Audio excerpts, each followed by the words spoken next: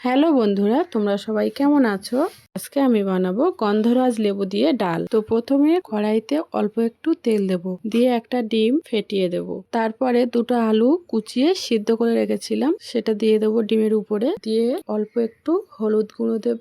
তারপর ভেজে তুলে রাখবো। তুলে নিয়ে ওই কড়াইতে কিছুটা তেল দেব, দিয়ে পেঁয়াজ দিয়ে দেব লবণ, তারপর দিয়ে দেবো অল্প একটু জল, দিয়ে দেবো 1 চামচ আদা রসুন পেস্ট, দিয়ে দেবো লঙ্কা কুচি, তারপরে দিয়ে দেবো 1/2 চামচ হলুদ গুঁড়ো, 1/2 চামচ লঙ্কা গুঁড়ো, আর টমেটো একটা কুচিয়ে রেখেছিলাম সেটা দিয়ে দেব।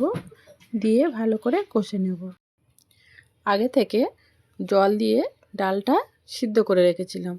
এবারে দিয়ে দেব মশলার ভিতরে, মশলার উপরে দিয়ে ভালো করে নেড়ে নিয়ে ডিম আর আলু যেটা ভেজে রেখেছিলাম দিয়ে দেবো ডালের মধ্যে, দিয়ে ভালো করে নেড়ে নেব।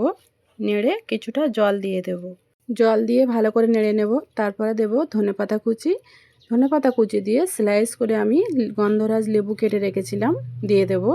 গন্ধরাজ লেবুটা দিয়ে ফোটাবেন না, তাহলে ডালটা তিতো হয়ে যাবে।